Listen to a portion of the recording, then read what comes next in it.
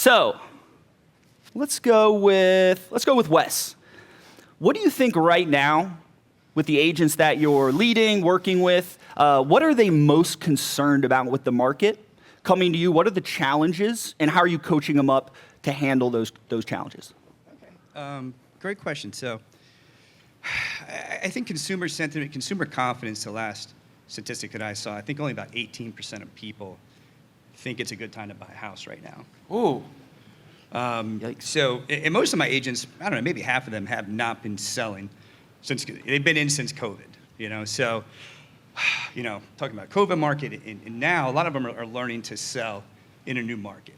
In COVID, you call 8 out of 10 people, they want to at least talk about real estate, okay? So I think people that are used to their database producing a certain level of income for probably the last 2 years are probably not making as much money. So, so you're going to have to double down, do more work, maybe pivot.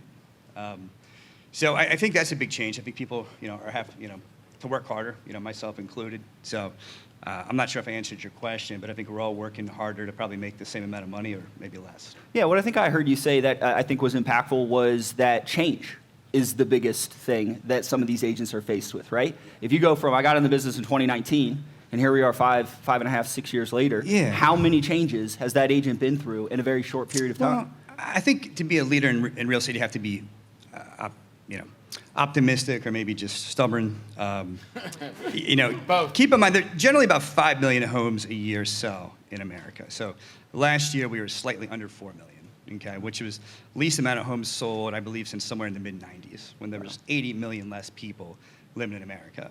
So we've been talking about good market, bad market. That's a loaded question. Is it a good time to be a buyer? Is it a good time to be a seller? From maybe Donnie's perspective and people up on this table here, I want a market where the average agent can navigate.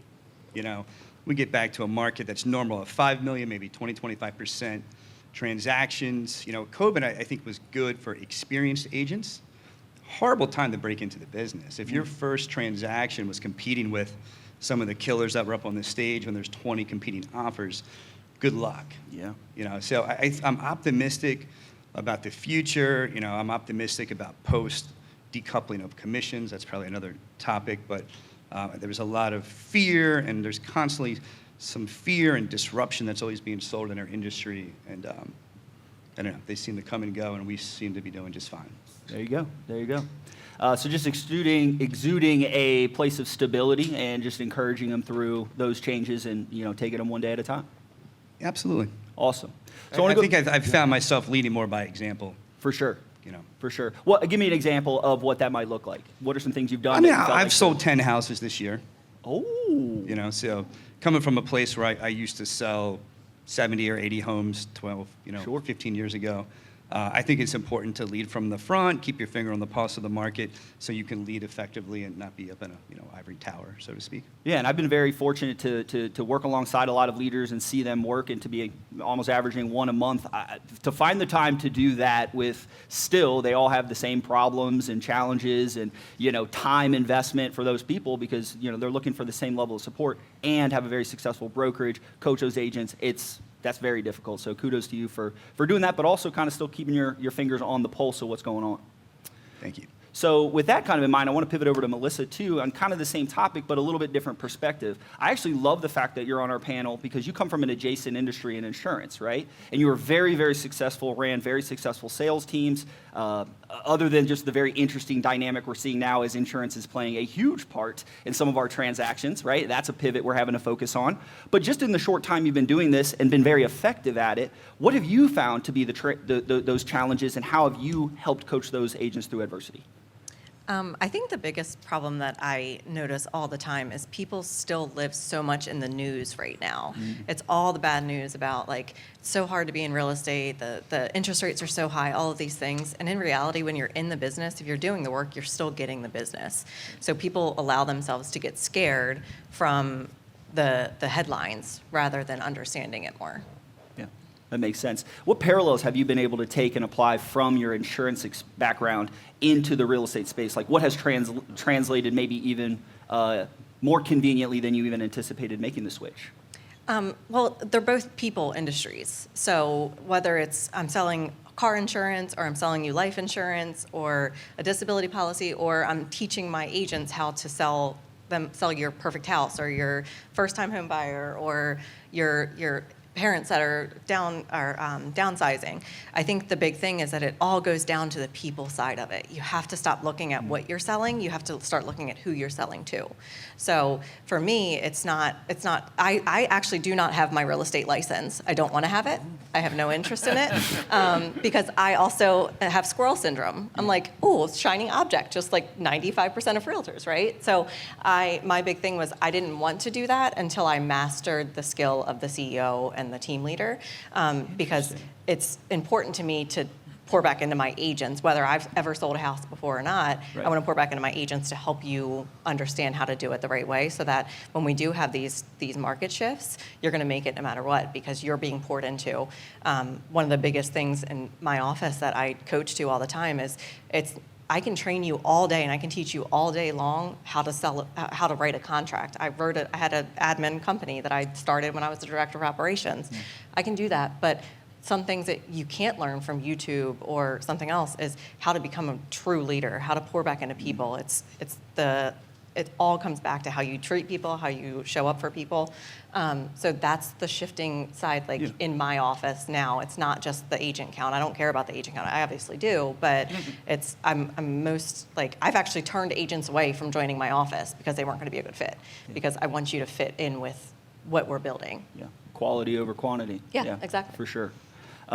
Jason, with you and what I think is so fascinating is your legal background, and having that perspective with all of the litigation, all these challenges, all these things going through court, you have a unique perspective in that with your background, you're able to see some of these challenges, some of these concerns, some of these, headlines that get a lot of news.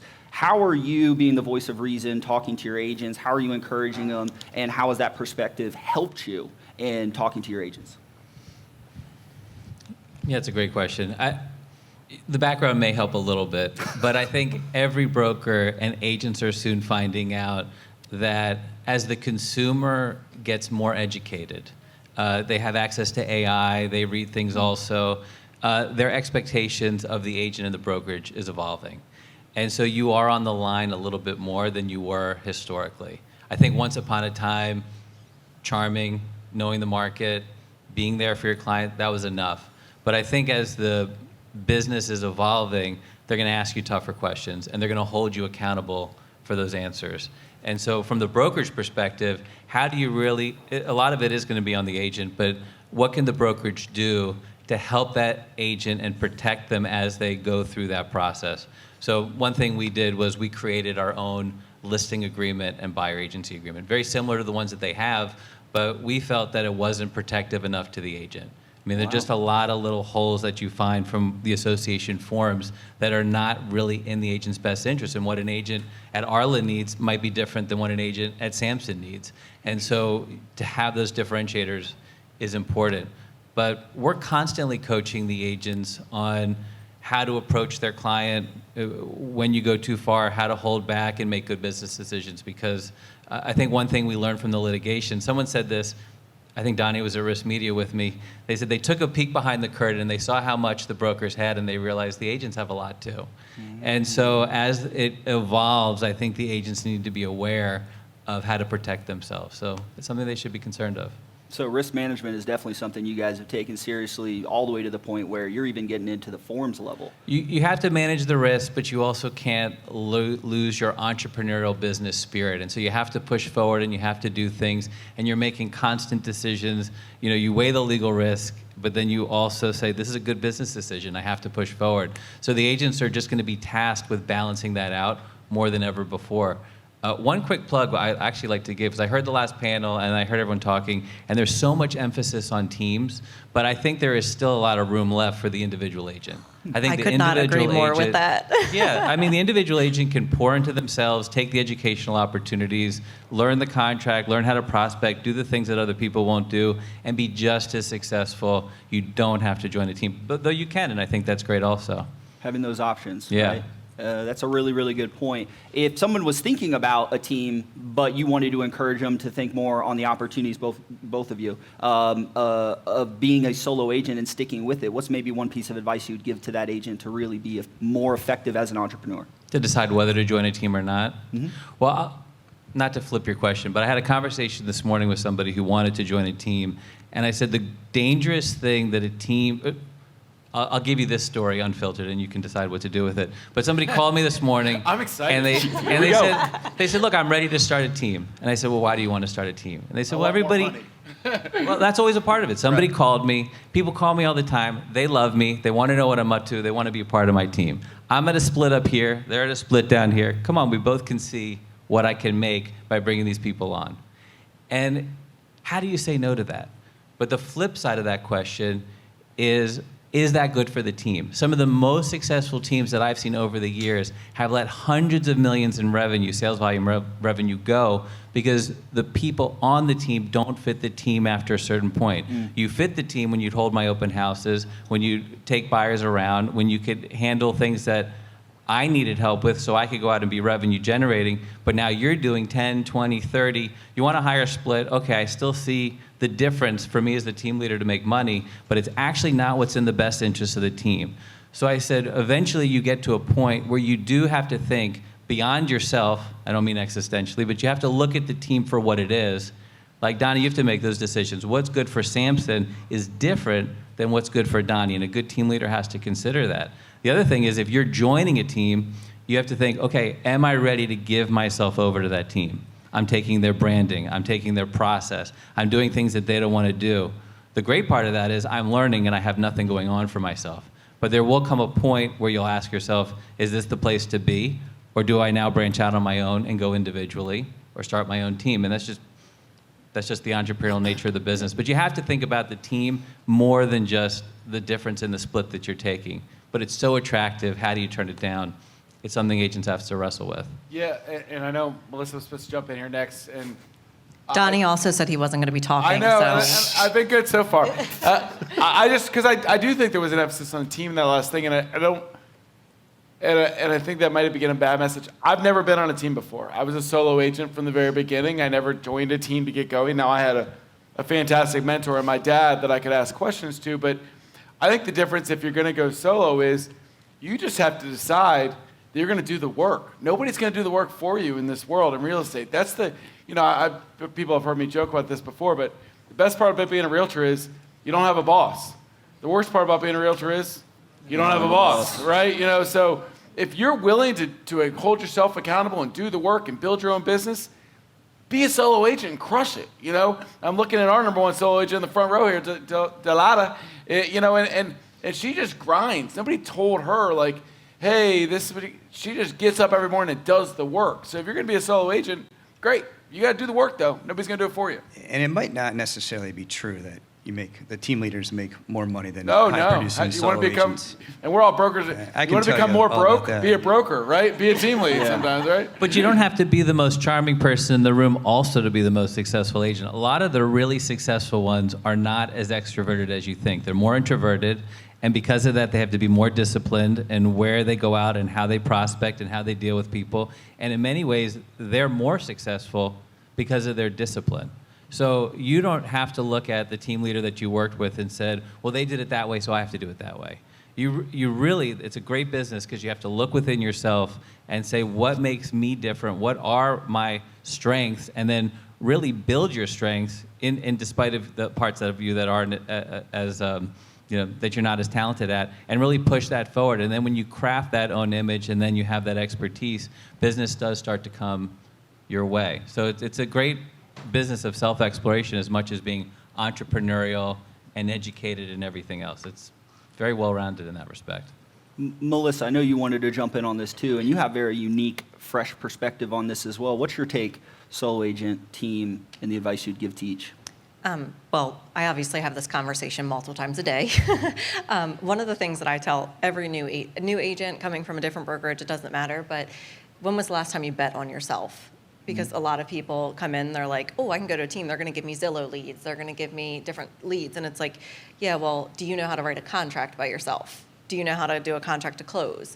And so the amount of people that we see coming from a team wanting to go solo that may have been in the industry for 3 or 4 years and can't even tell you what this paragraph in the contract means. So to me, I would rather you go hard and go all in for 6, 12 months. And I think Donnie might have said this on the last panel, but like, you have to grind, you have to know this, because the reason why there are so many lawsuits in our industry is because people don't know what they're doing. And they join teams, or they just start. And one of the things in my brokerage is that we have it's called the Leverage Center. It's a contract close or TC company, but you have to onboard with them. You are required to go to multiple different trainings before you're allowed to use them, so you know how to do it yourself.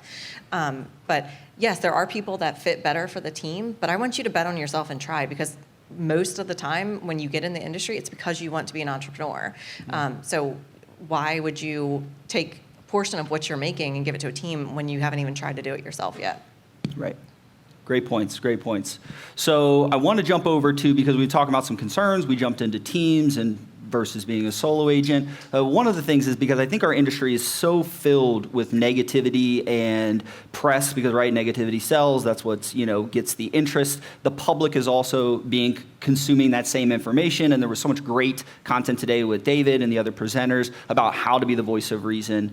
What are you guys seeing as the opportunities in this market, both from a brokerage standpoint and from an agent standpoint? How can you go out there, make your mark? Because we do know that shifting markets is when people take market share. So what are you guys coaching? What are you guys telling your agents? What are you doing individually? And let's go to Wes with that one.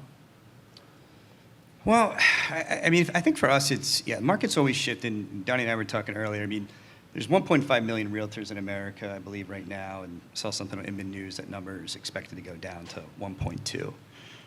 Markets go up. Everyone thinks it's cool and sexy to be a real estate agent. Instagram, reality TV, and everybody It's not rushes cool and out. sexy to be a real. I had hair like you when I started, Donnie. But those numbers fluctuate. Those numbers are going down, which is good for the people that are in the room.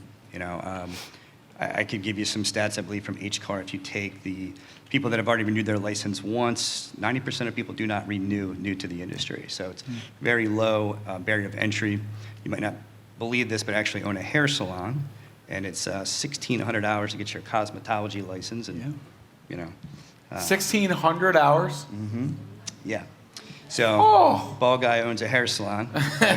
We got the irony there. But I mean, Alanis Morissette's singing somewhere over there. I think the idea, for us, it's really back to the basics. Our business is 75% referrals, marketing enhanced. So, I mean, I'm trying to get all of our agents to a database of 600 people. Generally the public, 5-6% of people at any given day are moving. So you could have a very successful career with a database of 600 people. 3 deals a month is the goal for all our agents. Now, there's different ways to expedite that process of online leads, whatever the case may be, but you've got to work it. You can't just say, I've got 600 people and I'm going to sit back and relax. And that database is constantly under attack. I think I heard Tom Ferry say in the last few years, if it's not now, probably in the next 5 years, 50% of all real estate transactions out there will have a referral fee attached to them.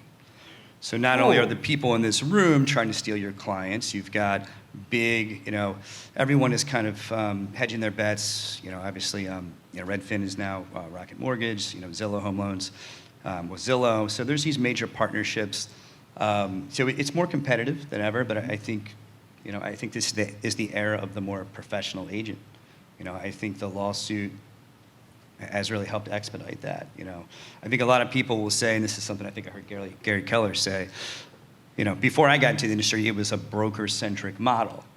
Before the internet, before cell phone, they couldn't see your pretty face on the sign, but they would have to call, Donnie's front desk to get to you. Hopefully they didn't see my pretty face on the sign. Yeah. But point being is the brokers provided newspaper ads, and it was more of a broker-centric model, and then an agent-centric model for a long time. All of a sudden now it's not about the brokerage.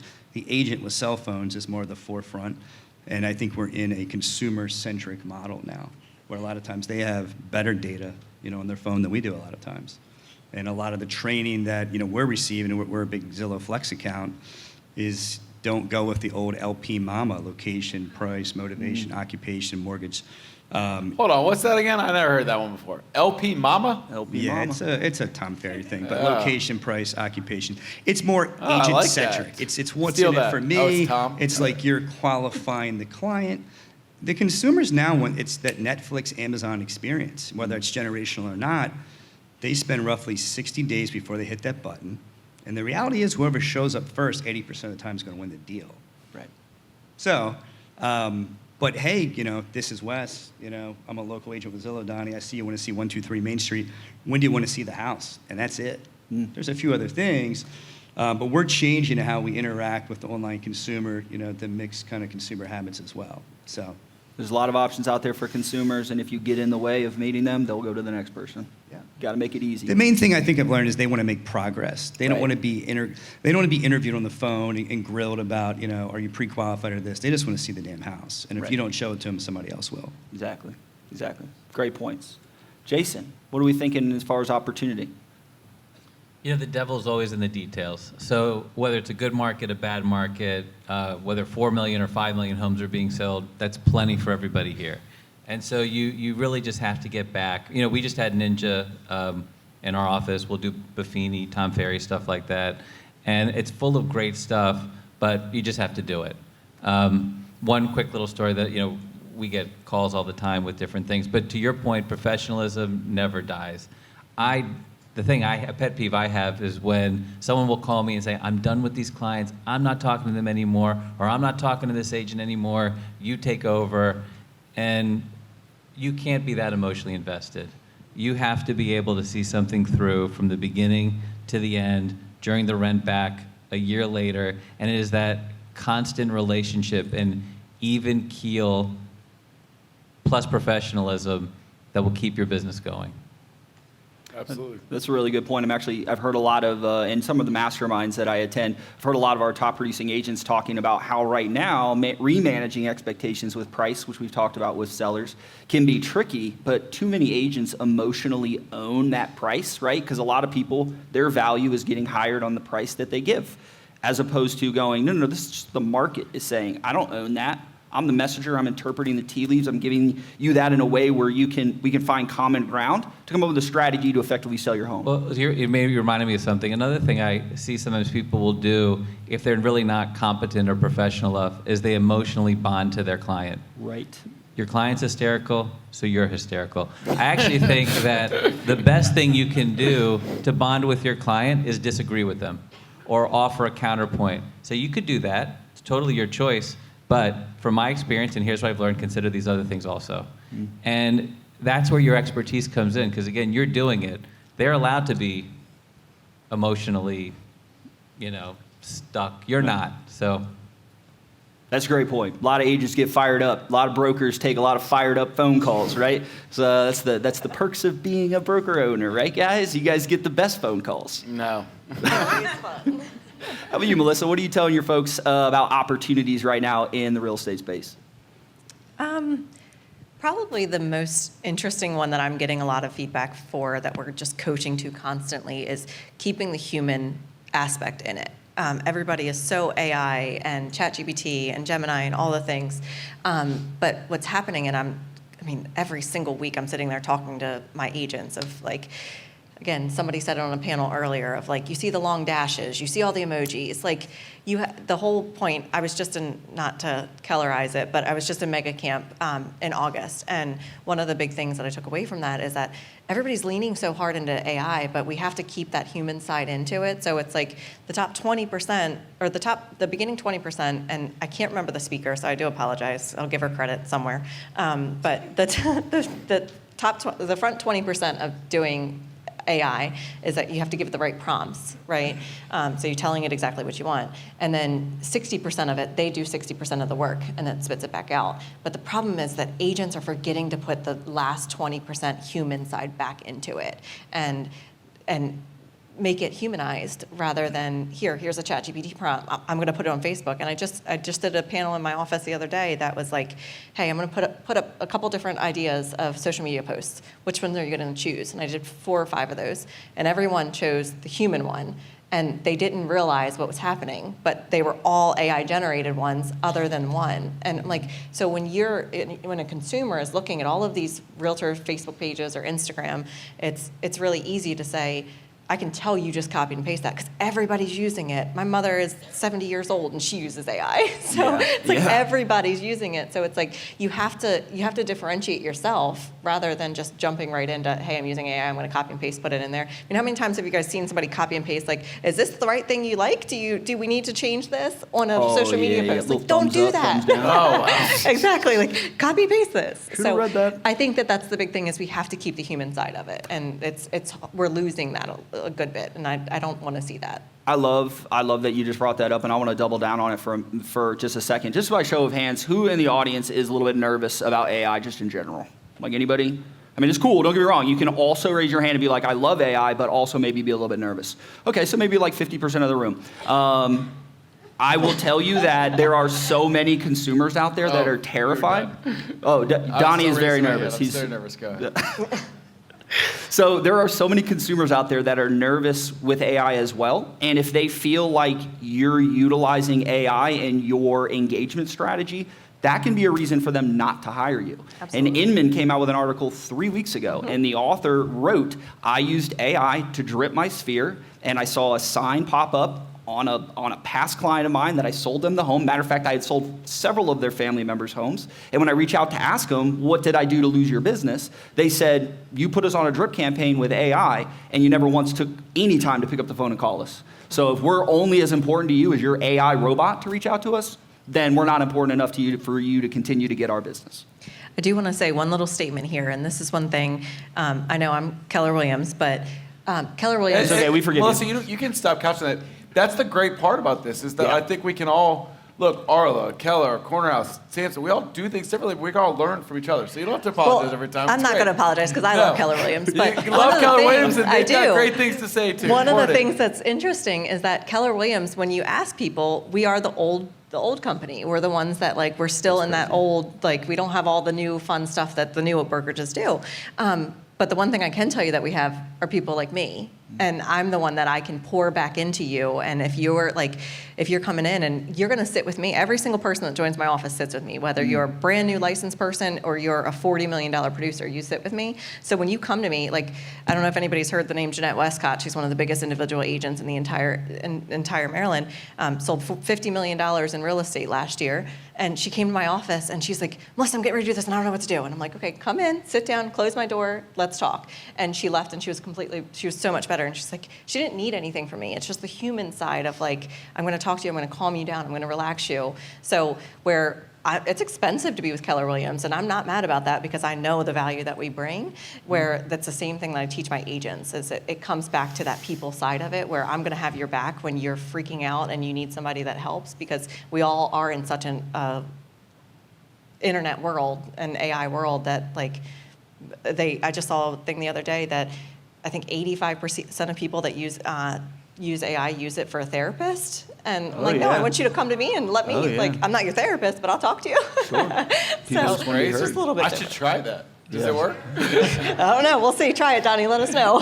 I'm not going there. I have people in my office that I go to for that. It's an interesting story about Jeanette, and I don't think you mean to put her on blast, but, you know, in the sense that as successful as people can be or not be, real estate is still a lonely world.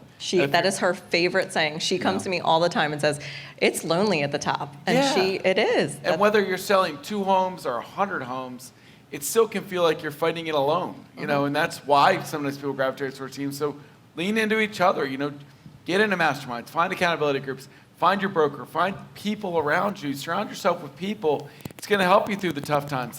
This industry is hard, you know, and if you're feeling down because you feel like it's okay. There's some days that, you know, you rolled into a $15,000 commission and barely did anything, and then there's times that you worked for 100 hours, and then somebody left you at the altar and you made nothing, you know. So we know those things. So lean into each other, and even the top producer in your office needed that help, you know, and that just, you didn't even need great advice, just to know that somebody was there to talk to. You know, I think that's important. Wes, what do you got for us? I'm a late adapter to technology. I still have an AOL email. No, you I did don't. see that. Oh, I I do. did see that on Wow. the email, and I said, I "Rush, you love got an it. AOL email?" It's the only Does email. it do the dial-up?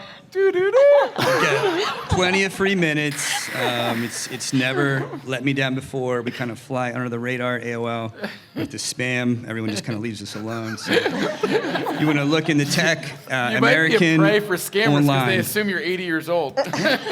gives me credibility with my older clients. But I think, generally speaking, there's a lack of leadership in real estate. You know, you have something like 42,000. We need more people, people on this stage like Melissa and Donnie. And, I think a lot of brokerages, you go to a mentor, maybe you have a mentor, maybe you don't. I mean, we talk to a lot of people that are at virtual brokerages and they're just out there, and they might have a mentor for 3 deals. I don't think that's realistic to really think you have a handle and stuff after a few deals.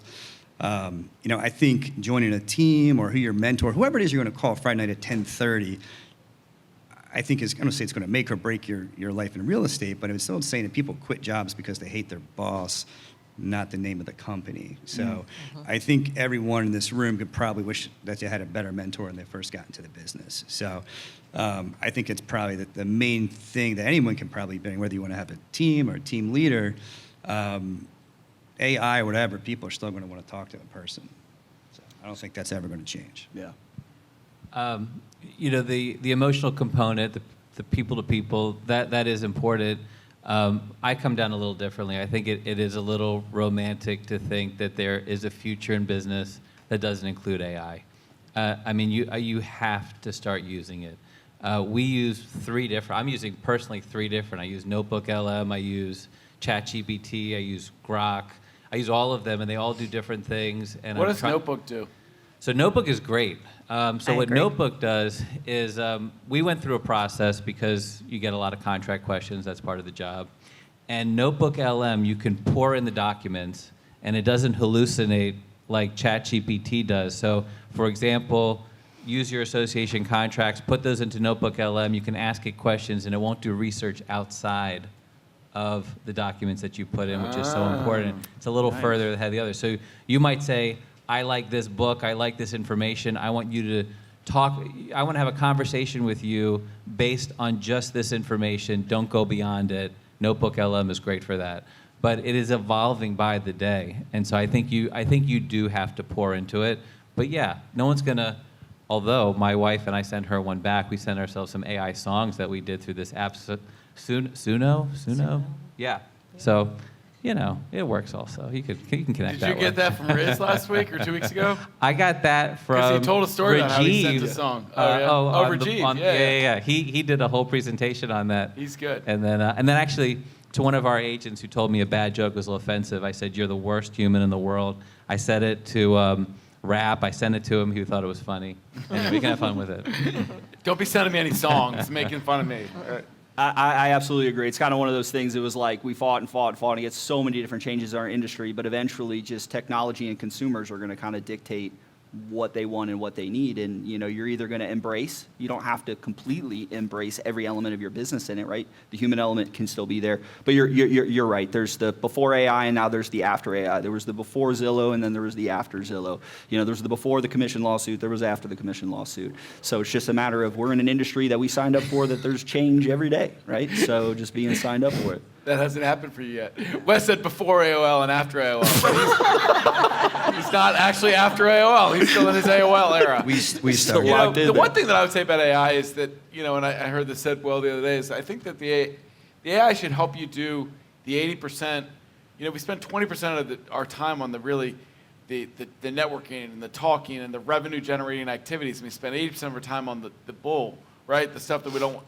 If you can have AI help you thin down that 80% to make it take less time. Make it like 20. Now you have so much more time to do the things that we're talking about, to build those relationships, to make those phone calls, to do the things that actually help endear ourselves to clients. So, Wes said something smart when it came to the Zillow stuff. It's like, well, look, it's the first person to answer the call. It's the first person to be there.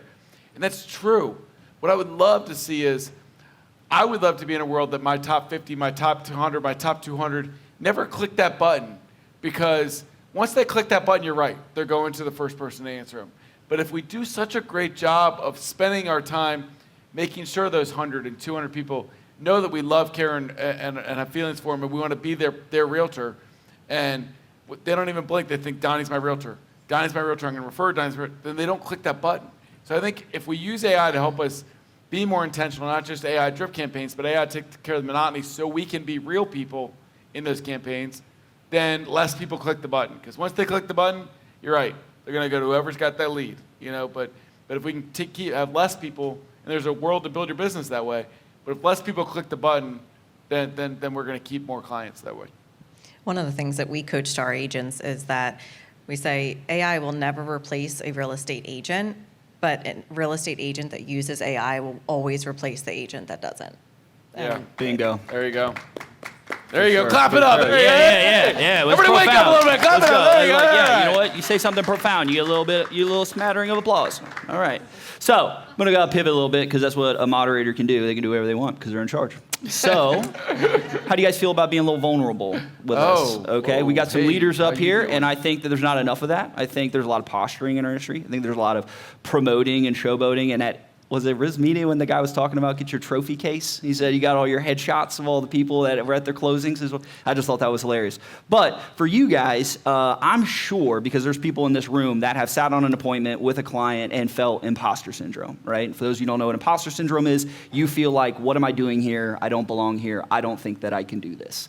You guys, for all intent and purposes, have reached some of the highest levels in this industry, right? And you've done it in short order, and some of you have made a career out of it, but you've been leaders all the way and you've grown into the roles that you're at.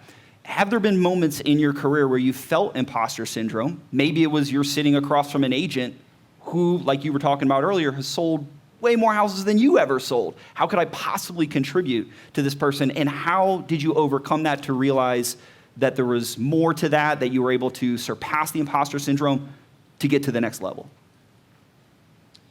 I can take that. I mean, I think everyone has their first sale. So, I mean, people aren't oblivious to that.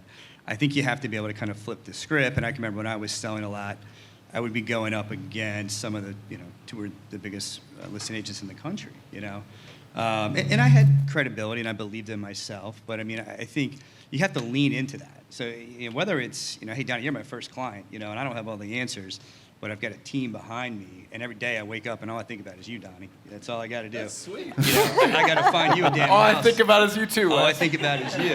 And I might not have all the answers, but I'm going to figure it out. Okay. So when I'm going against listing appointments at people, I'd say, look, I've got 3 listings right now. I know you interviewed this guy and that girl, and I would say, look, they have 157 listings. They've got 210.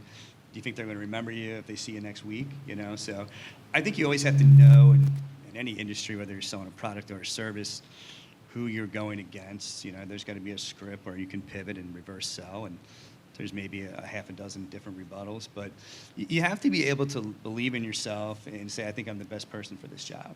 Was there anything specific you can recall that you did to help get to that place mentally? I mean, I've been in sports. I played baseball in college. I've, just life kicking the shit out of me. But nothing in particular. I think I've always just believed in myself. Yeah. I'm sitting here, not that I'm trying to be arrogant or cocky, but I'm sure there was a time that I've been doing this 23 years, so you get a little bit of immune to stuff. I mean, you showed me an email before, that you got that probably made you upset, but you probably forgot about it already. And, We sent out one of our recruiting emails, actually for this event. And somebody responded, I showed our lovely panelists up here. The only response was 2 words, F you. And I was like, oh, that's nice. Good afternoon to you as well. So I think, you got to have thick skin to be in this business. Yes. I would agree. You have to be able to handle a rejection. And it doesn't mean that you're doing a bad job, but you got to kind of keep an eye on the big picture and keep moving along. Goes back to what Jason was talking about earlier. Man, Jason, I'd be curious on kind of your thoughts on this. So I don't ever really feel imposter syndrome, but I think Jen Smira said it great earlier. You fail every day. Mm-hmm. You say something regrettable all the time. Sometimes somebody asks you a question or you're involved in a conversation and you don't know the answer. That happens to me all the time. And when it does, I'm honest about it.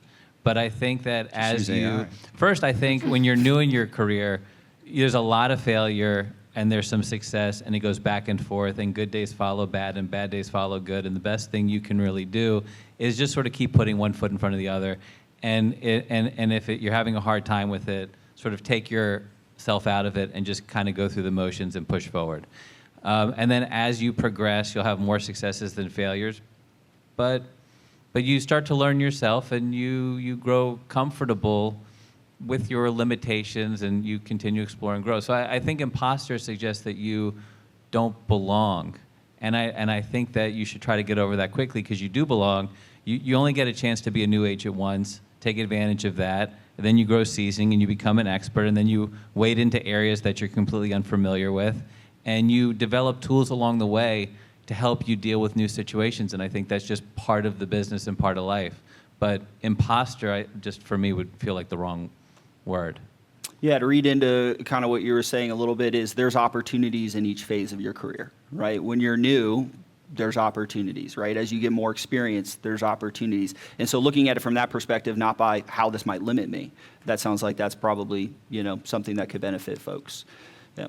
Awesome. How about you, Melissa? I'm curious because, here we are, just very short tenure in the business. Has this ever crept up, or were you like sales or sales, and I got this? Every single day, I still feel imposter syndrome. I'll be the first one to own it. I will call myself out. Again, I don't have my real estate license. I've never sold a house in my entire life. I never want to, because I have agents that do that. I want you guys to make the money off of that. But every day I walk in and I'm like, all right, I'm going to do it anyway, because I have to. I have 3 kids. I'm a single mom. They rely on me. So the thing for me is that while I can have that imposter syndrome, nobody's ever going to know it until I say, hey, I've got imposter syndrome. One of my top agents, can you come role play with me so that I can have this conversation with somebody else that I'm calling to see if you want to join Keller Williams? So to me, I own it. I'm super authentic. My agents see me walk up and down my hallway, and I'm like, I'm a SHIT show today, just so you know, like I'm bouncing off the walls. So I think it's just showing up as your real authentic self. And one thing I used to always coach people to in the real estate field is, if you don't know the answer, own the fact that you don't know the answer. Own the fact that, hey, I'm 11, almost 12 months into this, but I have top producers in my office that have been in this for 30, 40 years that I can go right to and say, hey, what would you do in this situation? Or, hey, let me connect you with somebody that may have a better answer for you. So I think it's just owning it. And my agents respect me so much more because of that, rather than just acting like I know it all or acting like I know how to do it all. So I think it's just being authentic no matter what. I love that. Thank you for sharing. How about you, Mr. Samson? Well, there's different things. I mean, when you're growing my real estate career selling, I think there's failures all the times you have to learn from, right? When you talk about imposter syndrome, I think that I've had a lot of those moments the last 5 years, I would say, as this brokerage has grown, and I think that what I have to fall back on, and I've heard a couple of you reference it, is, be authentically yourself and know that that's enough, and if you're just the best you that you can be, that'll shine through. But, I can't stand on stage and, or in front of people and try to be, Jason Sherman or any other leader that I would mimic and think are great leaders within our industry, because I'm not them. I'm going to be authentically Donnie Sampson, the best that I can be every day, and hope that that's enough, and I think you have to believe that and know that there's going to be things, and sometimes you get it, right? You're like, oh man, they went to, that team joined EXP. I wonder what they've got over there. But, I don't mean to call it EXP, but there wasn't anybody up here currently at EXP, so I figured I could make an example of them. But, I think you go through those things and self-doubt no matter what you're doing, selling homes, leading a team, leading a brokerage. But I think what I lean on is, you got to remind yourself of all the wins, and then you just got to be like, you know what, I'm good enough. I'm going to be authentically me every single day, the best me I can do, learn from others. And I think that that's going to win more times than not. Don't think about what you're not. Think about what you are, and that whether that comes from, my goal is to sell 1 home a month, and you can't get distracted by, DD over here selling 10 homes a month and be like, I'm never going to be DD. No, you're going to be the best you can be every single day, right? And I think if you do that, you can continue to build on what that is, So I think it's hard. It's a hard industry to do that, because there's so much about numbers or how much I put on the wall or how much this. And look, we feel that a little bit as brokers too. Here's the top 5. Here's the top. But I think those are goals to be at. But if you let it be a negative that I'm not that person, then it can continue to kick you down every day. But if you think about what you are and all the wins you're having, then you can continue to get more wins. So I think that's what I try to do. But I don't know if I answered the question, but we all have self-doubts, whether we're leading thousands of agents or in charge of our own self. But try to focus on the positive, and it's going to be a win. Awesome. Thank you for sharing. Wes, did you have something to follow up? Yeah, I was just going to say, I think for me the biggest thing I struggle with is, as a leader, you could always do more. So even if you've got 6,300 agents, or 140, you could always feel you could do more. It's never enough. I think that's probably also what makes probably people up on the stage somewhat successful, is because they have that mindset. I think so. It's balancing that, and the same thing goes to the people that are selling. I think that just kind of goes hand in hand with being a natural salesperson. Yeah, I think there's a lot that translates. We're all leaders in our own way, I think right? you The have to leaders of our own celebrate the businesses. wins, but also always stay hungry. Makes Stay sense. hungry. Were you going to chime in there, Melissa? A little piggyback moment on Donnie. When I first started, I took over the team leader and CEO role from a team leader that had been in our office for 9 years. So she'd been in for a while, and our operating principal, when we were going through the entire interview process, 8-week interview process, by the way, it was not easy. Jeez. It was exhausting. 8 weeks? 8 weeks is a lot. But one of the things he kept asking me was, what's the thing that worries you most or scares you most about taking on this position? And for me, it was like taking over Kim's role, because everybody in our area knew who Kim was. And honestly, the most interesting part was when I came in, that was the easiest part, because Kim and I were so different. She's an incredible person, love her to death, but we were so different that coming in, I was comparing myself to her, and she knew the Keller Williams models like the back of her hand, and I'm like, I was the director of operations. I can tell you how to run your P&L, and I can show up with a smile on my face, but I don't know all these Kellerisms and all this stuff. But it was the easiest transition for me, where for me it was harder to have the conversations with agents outside of Keller Williams and try to recruit them into us. And one of the things that was the shift for me was in my first 10 months, I had brought in 60 agents. And just last month alone, I brought in 11 agents. Wow. And 10 of those 11 agents were referrals from my agents in my office. Wow. So it's that transition of stop comparing myself to other people and comparing myself to, I don't know Keller Williams models and systems, which I do now, but it was always that constant back in my head, maybe I'm not as good with those models. So Right. switching it to that of no, let me pour back into these people. That way they're pouring back into me. So Makes sense. Well, thank you guys for sharing. I appreciate the pivot and let me go rogue there for a second. Let's give a round of applause. Yeah, for sure, for sure. But something else, as we're kind of, getting through the rest of our time here, is I think as real estate agents and, us in the audience, we see agents that we work with, right? We see our peers, we see their social profile, we interact with them on a transaction. You guys sitting up here get intimate details of their day-to-day operations of their businesses, their wins, their losses, and there are definitely agents out there that year in and year out just achieve at the highest levels. If you had to summarize how they are able to get to that level and stay at that level, what are some of the characteristics that you would describe that they all have kind of in common? And we'll go to Jason first. The most successful agents in our office, one, they are disciplined. They're all different. Their personalities are different. How their teams are organized are different. The type of clients they get, all that's different. But they're all disciplined. Many of them tend to be more in the office than not in the office.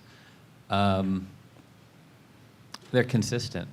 They have found a consistency in the way that they do things. And again, this business allows so much freedom. Some are great on social media. Some I see no social media from. So it really would come down to that. It would come down to consistency and discipline. And then just honestly, from having been in the business for a while now, I have seen people reach great heights and then burn out. And so to the ones that haven't done that, seem to have a good, healthy emotional distance from what they're doing. So a good day, a good client, a bad client, their mood is somewhat stable through that process. And that was before they had ChatGPT as their therapist to help them out. Totally. Yeah, that's interesting. That ties in right to what your advice was earlier about you can't get so emotionally attached to the outcome because there's only so much you can control as long as your performance, is the best that it can be. And you're right. I think there's a lot of agents that have gotten to that point. Myself, I went in 2015. It was my best year ever. I sold 120 homes, and the next year I was like, I will go flip burgers at McDonald's before I sell another house. Because this sucks. People are terrible. You got a referral for me? Give it to somebody else. Like I don't want your problems, right? And that's the reality of it. So you got to stay close enough to them so you can relate to them, and far enough away so that you don't feel the heat that they're giving off. You don't get This is really good advice. Yeah. This is really, really good advice. So I appreciate that. How about you, Melissa? Do the damn lead gen. Sorry, but I have so many agents that come in and they're like, I want to do social media. I want to do this. I want to do that. And I'm like, did you lead gen today? I'm getting to it. Well, when are you getting to it? At 3 o'clock. Oh, so 3 o'clock when you get the school calling saying you need to pick your kid up. And it's always, we all see it. Most people hate lead gen, right? Can we raise our hand if we hate lead gen? Come on. Y'all are It's lying. real. Raise your hand. Raise your hand. Everybody Raise your hand if you know someone who hates lead there we gen. go. If you're not going to claim it, raise your hand if you know somebody. So most of Raise us your hand do. for So sure. it's you try to get the thing that's most uncomfortable for you off of you distract yourself. So you can do all the social media videos, you can do all the emails and the text messages, but it's like pick up. I can't remember what panel it was, but pick up the phone, make the phone calls. You have to get uncomfortable. You have to get comfortable with getting uncomfortable. I have agents all the time that come in and they're just like, oh, I sent out 10 DMs today. Okay, did anybody respond to you, or did they just left you on red? And so I think it's just not shiny object chasing, because that's the industry we're in. Everybody's like, oh, I want to try this. I want to try this. I'm going to spend money on this. But it's like, well, did you make 50 calls today? No. Well, okay, go spend $100 on something that you're not going to make the calls to follow up on. So it's just get to basics. And like he said, all of our top agents, I see every single one of my top agents in the office every single day. Jeanette and another big team, Jay Fischetti, they're in every single day before anybody else is. 7:30 every single morning, and the first in and the last one's out. Why do you guys think that is? And we'll come back. I want to definitely get your guys' take on this question too. But why does there seem to be a parallel between agents who come into the office and are active doing whatever versus the ones that just do it at home? Go ahead. You could make an argument for anything. So there are people who will say, I can get the job done at home, or I'm better off at a coffee shop where I can bump into people. But the people who have the discipline to come into an office, treat it like that, treat it like work, just have a different vibe, a different vibration than those that do it differently. The person that shows up dressed for work, God, I sound like an old person, but show up dressed for work, leave your running shorts at home, and it kind of makes a difference. It just does. I think it's the mindset of being in there. Like if you're home, oh yeah, I'll make calls. Well, oh crap, I left my laundry in the washer. It's gonna get stinky if I don't change it over. Or like all of the stuff that comes up. It's like when you walk out and you come into a different door, you're there, your mindset is there. You don't have all the other stuff that's going on, so you're able to be there and show up the way you should show up, rather than just saying, oh yeah, I'm doing it. Well, how much are you lying to yourself throughout the day? That's so funny you bring that. I'm fortunate that I was second generation real estate. I grew up around it, but when I turned 18 and my dad tricked me into real estate, he told me you have to come in every day. You got to come into the office every single day. And I was like, what am I going to do? And he was like, you're going to ask questions. You're going to learn. You're going to learn via osmosis. And at one point I started coming in and I was like, well, give me something to accomplish. And he goes, when you get an agent in our office to close the door because you're asking them too many questions, you can leave for the day. That was the goal. So I came in and I was like, I'm going to bug them with questions until they're like, dude, Is that why you do that to me all the time? No. That's it. That's the plan. I gotta That's close the my move. door quicker. Yeah, he sees me coming down the Here he comes, hallway let and me he close it throws a real quick. football to close the door.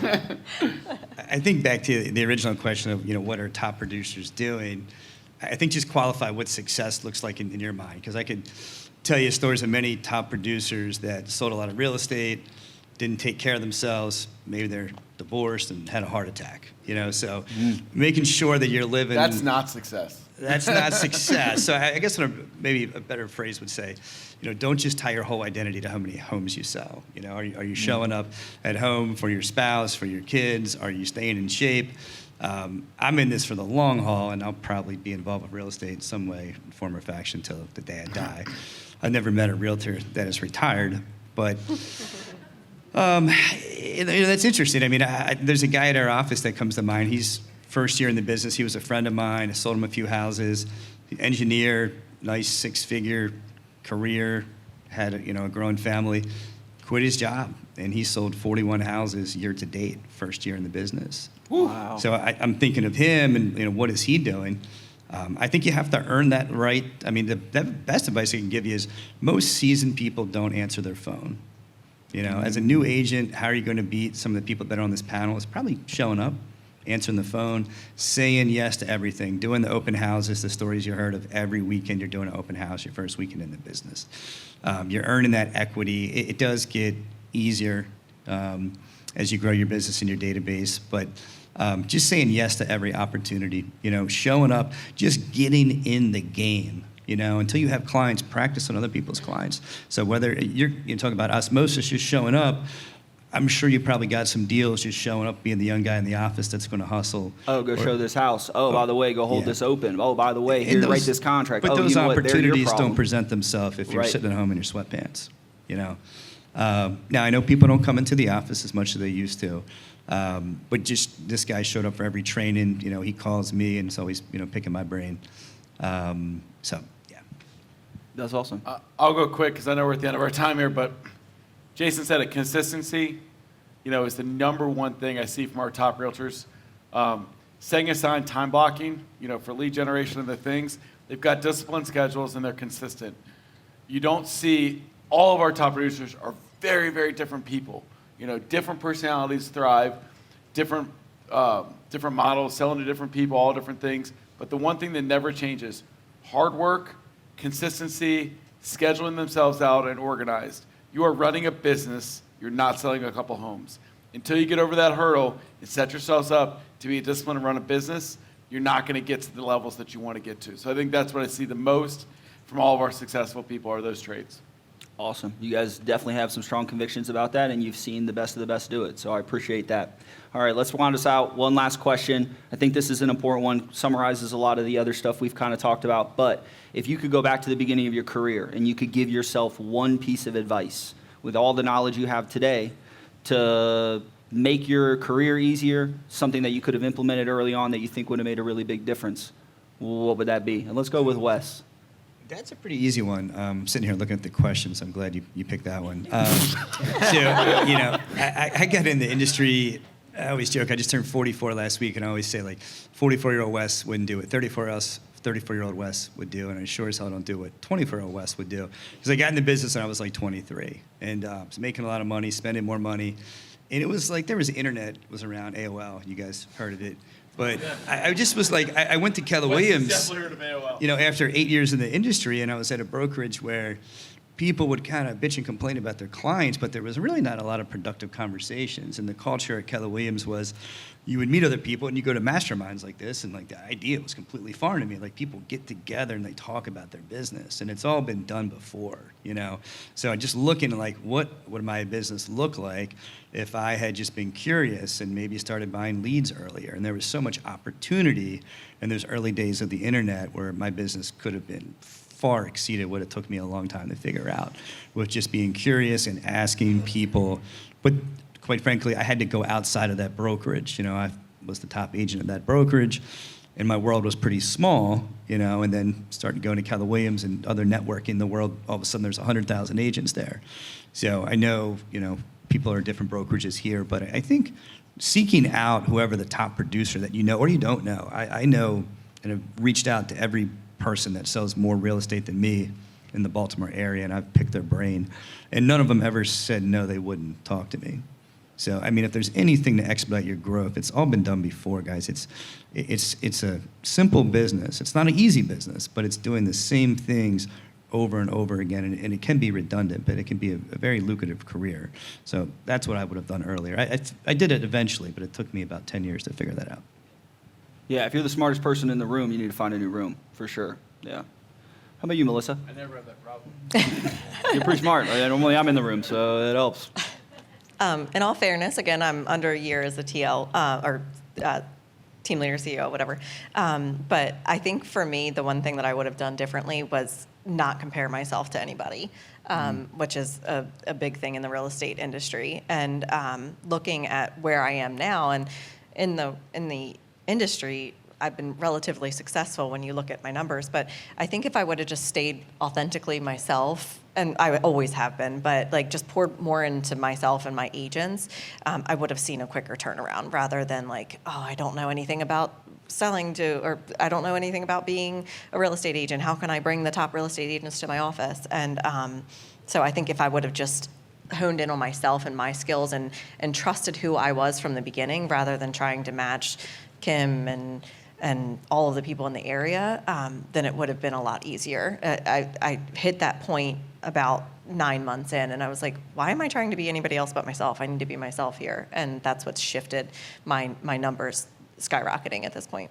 Wow. Yeah, they said it earlier, comparison is the thief of joy. Yeah. So kudos to you for getting that turned around so quickly. Well, the funny thing is, I trained that to my agents. Like I coached to my agents, don't compare to other agents. And then I was comparing myself to other team leaders and CEOs. And I'm like, why are you doing that? Stop it. So when I figured that out, it's been a shift for me. Awesome. How about you? You know, it's such a hard question to answer. I got started in 2004 as a title attorney and then started the brokerage in 2012. And there's been so many good ideas, so much disruption. You've seen the rise of Samson, EXP, Real, Compass, Redfin. You've seen all these different changes in technology. I mean, I could spend a lot of time by myself with a bottle somewhere thinking of all the good ideas that weren't mine, right? I think you just have to not worry about it. You live in the moment. You see all the cool things that have happened. You know, just with the talk of AI, we're at the beginning of so much more. And I think whether, good day, bad day, you made it, someone else had a great idea, you're still in the game. You're still in the game. There's still someone else that needs a house. There's still another opportunity that lies ahead of you. And you just take an objective look at what you have in front of you, and you say, what is the best decision with what I have? I mean, not to go off track, but I know I'll talk to brand new agents who will say, gosh, I'd just love to do a deal. And then they do a few deals, and then 10 deals or 12 deals. The next year, they're going, oh, my God, I'm going to bed at 11. And I go, just remember last year's problems. And so you are an agent, and you are doing business. And whether you're where you want to be or not, you'll take that over where you were last year. So there's just always opportunity that lies ahead of you, and I think that's the better place for focused energy. Perspective. Yeah. That's a great point. Awesome. All right, Mr. Sampson. I already gave mine earlier, so I'll let Miss Mormon come up. But quickly, just one thing I wish I had told myself, 91-8. 91% of people loved you. They said they'd do the next deal with you. Only 8% did. I wish I had given that advice to myself at the beginning of my career. I think that I would have had a more successful real estate career than I had, and I'd like to shout that from the rooftops. Everybody remember that, and they'll be more successful. Guys, a big round of applause for all of these wonderful leaders that have taken time out of their day to come drop us some nuggets. Thank you guys so very, very much.